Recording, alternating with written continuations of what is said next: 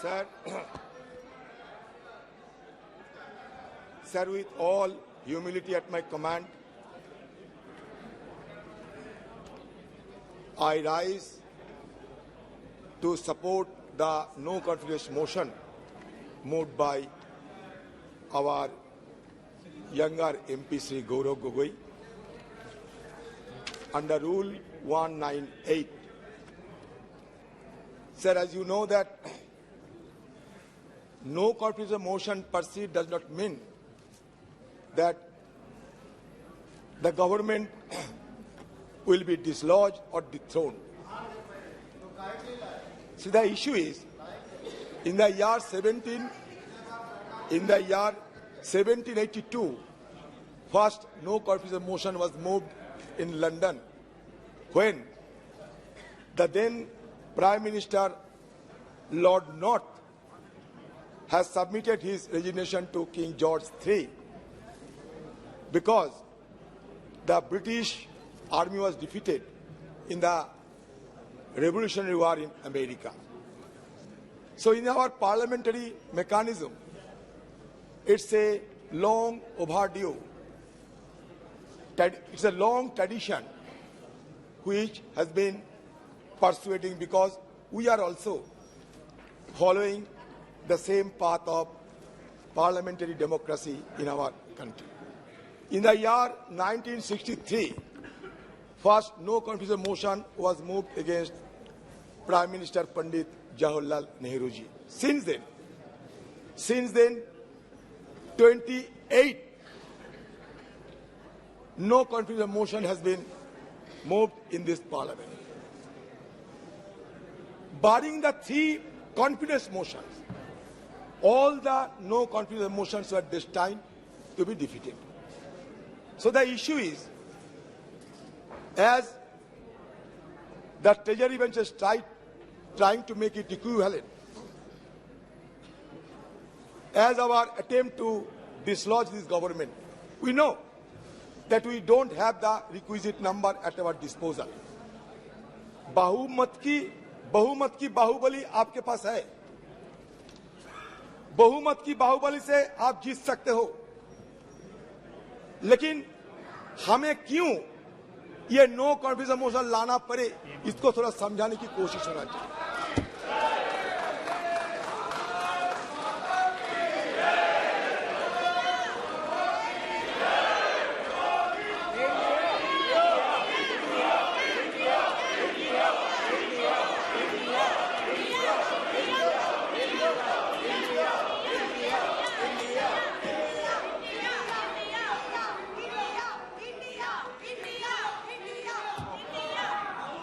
Sir देखिए, ये no confidence motion की ताकत कितने हैं कि हमारे प्रधानमंत्री को हम लोग खींच के सदन में लाकर बैठे। यही ताकत होते हैं संसदीय परंपरा की। हम ये नो कॉन्फिडेंस मोशन आने के लिए कोई सोचा भी नहीं था, लेकिन हम बार बार ये गुहार लगाते आए थे कि कम से कम हमारे देश की प्रधानमंत्री सदन में आए और मणिपुर की मुद्दे पे हम बोलने का पहले कुछ बोले। ये सिर्फ हमारा मांग थी और कुछ नहीं। हमारा मांग कोई बीजेपी नेता से नहीं, हमारी मांग थी हिंदुस्तान की प्रधानमंत्री से, जो लाजमी है क्योंकि हम भी ये सदन की मेंबर है। लेकिन पता नहीं प्रधानमंत्री जी क्यों इतना आड़े हुए थे कि सदन में ना आने की शपथ ले चुकी थी। तो इसी के चलते मजबूरन हमें भी ये संसदीय जो औजार इस्तेमाल करने की गुंजाइश है, ये संसदीय औजार को इस्तेमाल करते हुए हमें अविश्वास प्रस्ताव लाने पड़ी। ये अविश्वास प्रस्ताव लाने की पीछे सबसे बड़ा वजह है। सर, कल जब सदन में हम लोग चर्चा में भाग ले रहे थे तो सदन में एक गूंज उठी कि हमारे देश से भ्रष्टाचार, क्विट इंडिया, परिवारवाद, क्विट इंडिया वगैरह वगैरह, क्योंकि ये 9 अगस्त हमारे अगस्त क्रांति दिवस माना जाता सर। मैं इसके बारे में कुछ बोलना चाहते हैं। सर, भारत छोड़ो आंदोलन जिसे अगस्त क्रांति के नाम से भी जाना जाता है, एक राष्ट्रव्यापी सविनय अवज्ञा आंदोलन था जिसका आह्वान 7 अगस्त 1942 को अखिल भारतीय कांग्रेस समिति के बॉम्बे सत्र द्वारा किया गया था। इसकी शुरुआत 8 अगस्त को मुंबई के ग्वालियर टैंक मैदान में दिए गए अपने भारत छोड़ो अभियान के भाषण में गांधी जी के करो या मरो के आह्वान के अनुसार 9 अगस्त को हुई थी। अंग्रेजों ने 8 अगस्त को ही बड़े पैमाने पर लोगों की नजरबंदी के साथ अत्यंत तेजी की प्रतिक्रिया व्यक्त की।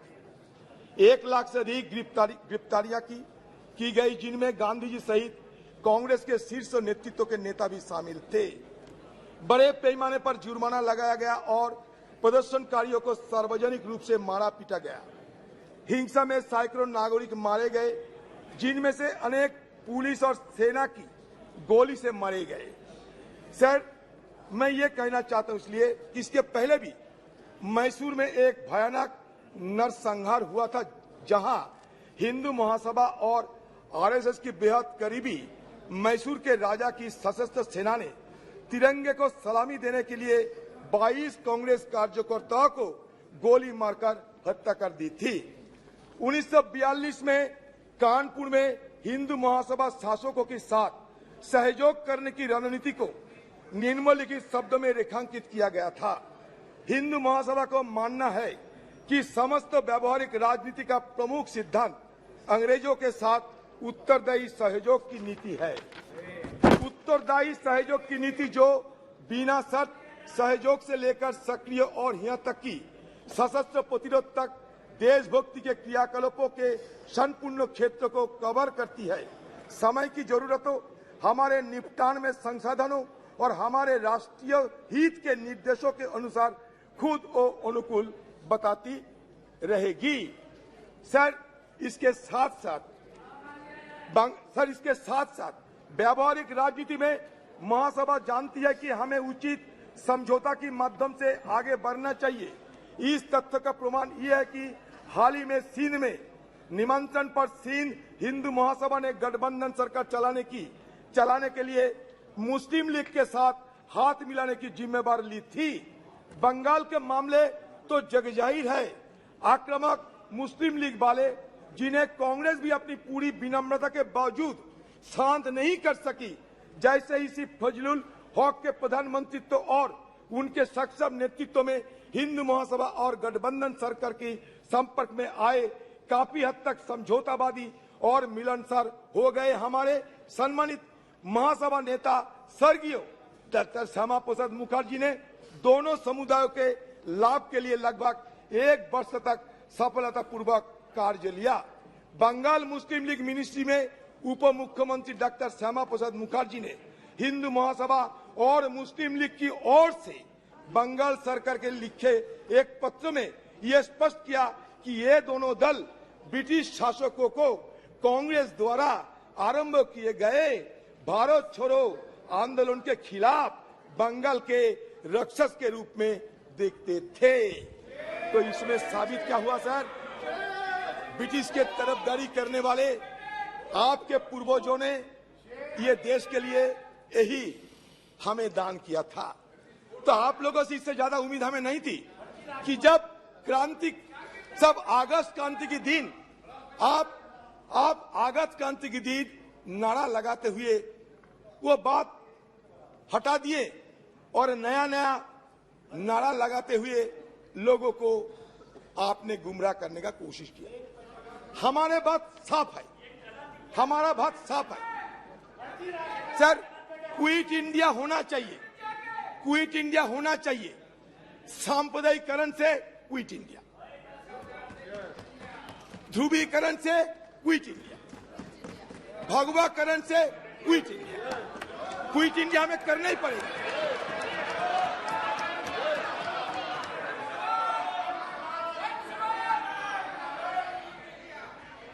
आजादी के शाम न हम होने देंगे। शहीदों की कुर्बानी को बदनाम न होने देंगे।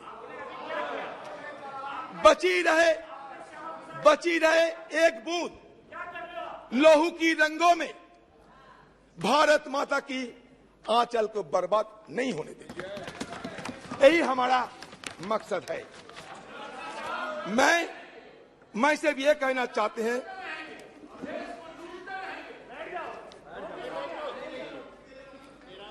सर, प्रधानमंत्री जी को सम्मान के साथ ये कहना चाहते हैं कि देखिए प्रधानमंत्री जी, आप एक बार नहीं 100 बार प्रधानमंत्री बने, हमें कोई फर्क नहीं। इसमें हमें कोई लेना देना नहीं। हमें लेना देना भारत की आम जनता के साथ। जब मणिपुर गए तो मणिपुर की दशा देखा हमने, और दशा देखने के बाद हमें जरूर यह महसूस हुई कि कम से कम देश की सबसे बड़ा मुखिया होने के नाते प्रधानमंत्री जी को एक बार मणिपुर के आम वासियों के लिए कुछ संदेश देना चाहिए, कुछ संदेश देना चाहिए थे।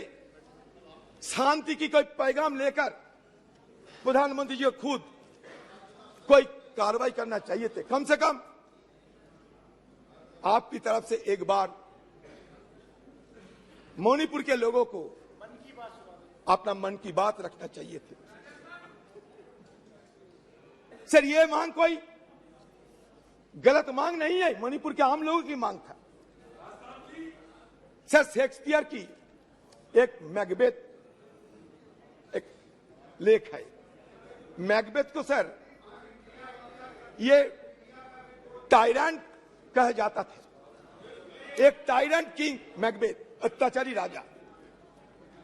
तो मैकबेथ के अत्याचार देखते हुए शेक्सपियर ने बड़े दुख जताई थी और कह रहे थे कि स्कॉटलैंड में जिस तरीके की हमला हो रहे हैं, जिस तरीके की दुर्दशा देखे जाते हैं, तो उसमें बड़ी दुख के साथ एक कोई शब्द लिखे थे, it weeps, it bleeds,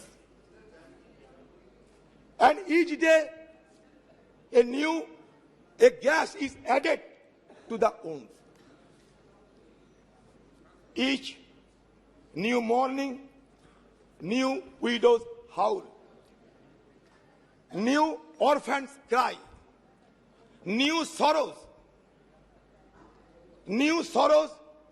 strike the heaven in the face. हमें भी लगा कि मणिपुर की हालत ऐसा ही है, जहां लोगों की मन में कोई चैन शांति कुछ नहीं थी।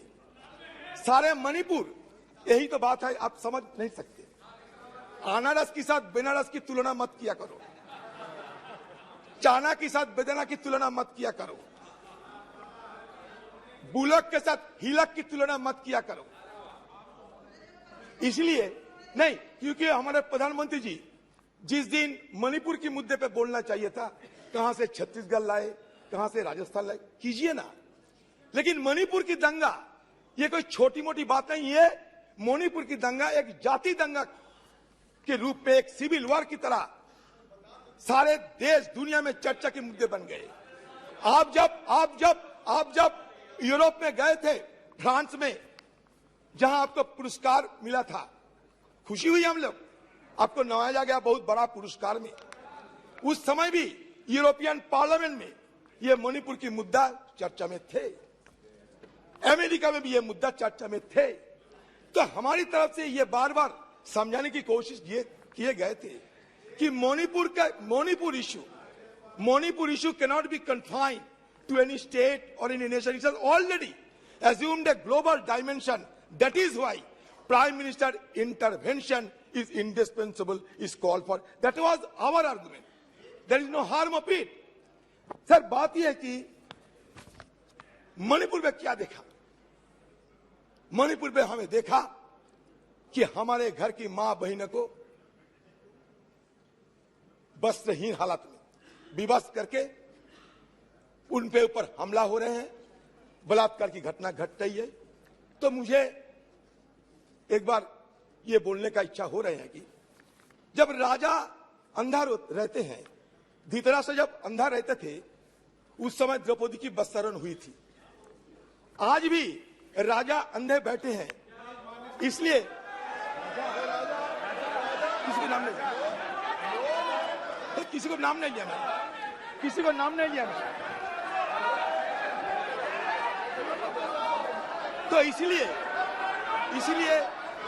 जहां राजा अंधा बैठे रहते, जहां राजा अंधा बैठे रहते, वहां द्रौपदी की बस्तारण चाहे वो हस्तिनापुर में हो, चाहे वो मणिपुर में हो, होते ही रहते।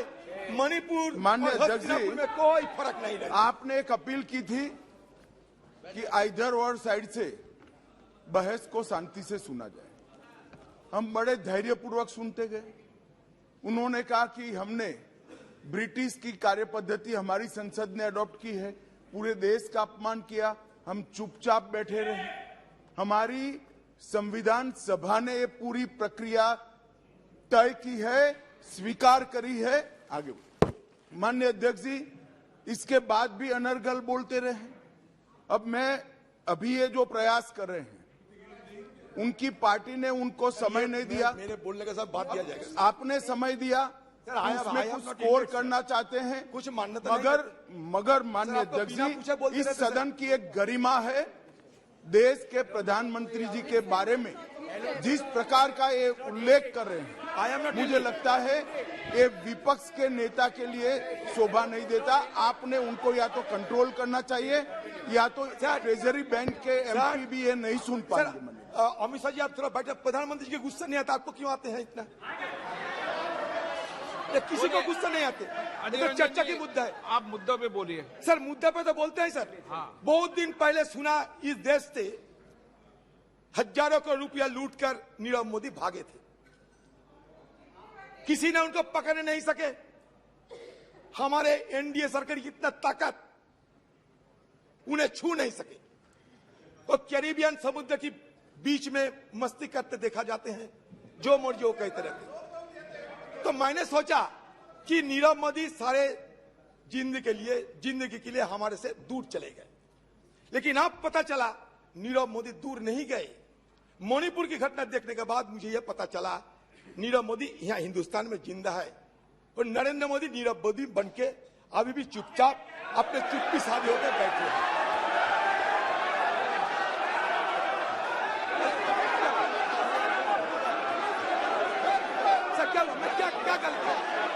सर मैं गलती क्या की सर? सर इनको माफी मांगना चाहिए। इनका पार्टी इनको समय नहीं दिया, जैसे गृह मंत्री ने बताया। समय हमारे पार्टी से लिया है, और अभी इनका अभी क्या क्या बात कर रहे हैं सर? ये जांच से लेकर सर ये अनाप शनाप बात नहीं चलेगा सर। चीता तक ये नीरव मोदी को लोन पे इन लोगों ने दिया है, कांग्रेस पार्टी ने दिए है। सदन है, आप मुद्दों पे बोलिए। मैं तो ये मेटाफोरिकली बोला। अभी सदन के अंदर मेटाफोरिकली नेता तो है। लोन कौन दिया? लोन कौन दिया? बोलिए। कोई गलत अरे अजीर बाबू, लोन कौन दिया बताइए? आपके एएससी से ऑफिसर फोन करके लोन दिलवाए नीरव मोदी को। क्या बात कर रहे हैं? अगर आप सत्ता में रहते तो नीरव मोदी इधर ही रहता था। उनको लोन वसूली करने के लिए हमने कोशिश की, हमारा सरकार इसीलिए भाग गए हैं। उदाहरण की तरह बोले सर। बात यह है कि हमारे प्रधानमंत्री चाहे चांद हो और चाहे कूनो फोर्स की चीता हो, चांद हो ये कूनो फोर्स की चीता हो, हर चीज में प्लीज प्लीज प्लीज प्लीज जाइए, प्लीज जाइए अपनी सीट पे।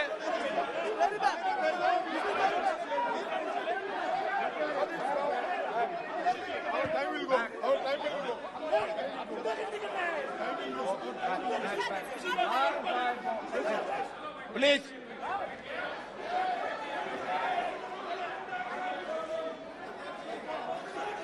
सर।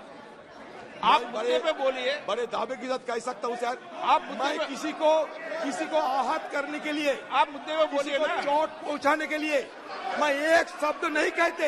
अच्छा, आप बस लोग संयम रखें। गलतफहमी हो रहे हैं।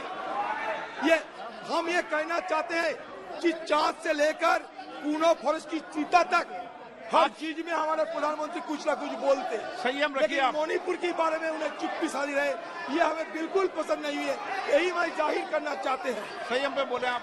सर अभी तक देखिए ना, मणिपुर की जो 2 MP है, मणिपुर के 2 MP डॉक्टर रंजन सिंह राजकुमार, मणिपुर का और एक MP डॉक्टर लोरो फुजो, किसी को बोलने का मौका नहीं दिया जाता कि हमें सदन के अंदर कुछ सुने उनसे, वो भी नहीं मौका मिलती लोग। हम अमित शाह जी को पूछना चाहते हैं, अमित शाह जी कल जो आपने बयान दिया ना, ये बड़ा घातक बयान दिया आपने। आपने कहा था कल, याद कीजिए, कि हम बफर जोन में सारे सिक्योरिटी फोर्सेस को तैनात किया है। याद कीजिए, आपने खुद स्वीकार करते हैं कि बफर जोन बन गए हैं। बफर जोन कहाँ बनते? लाइन ऑफ कंट्रोल में बफर जोन बनते। इसका मतलब आप क्या स्वीकार करते हैं कि कुकीलैंड और मेरीलैंड अलग हो गए? Please conclude.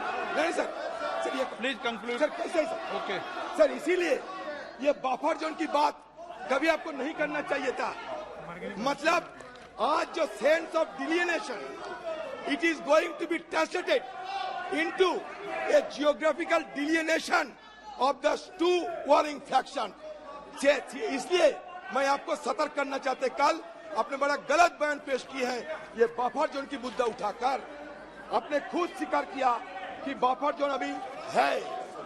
आपने कांग्रेस पे आरोप लगाने का कोशिश किया, लेकिन देखिए आपने खुद राज्यसभा में ये बताया कि 1528 फेक काउंटर हमारे जमाने में हुई थी। ये आपने यही नहीं बताया कि कितने साल तक वो हुई थी। 33 साल तक, 33 साल में हुई थी। Sir rule 352(5) sir rule 252(5) sir, Congress की जमाने में upon the conduct Congress of की the person in high authority unless the discussion is based on the substantial motion drawn in proper term. Sir ऐसा कुछ नहीं हुआ सर, इसको एक्सपंज करना, prime minister is the high authority, इसको expunge करना चाहिए और माफी मांगना चाहिए सर। ऐसा नहीं चलता है सर।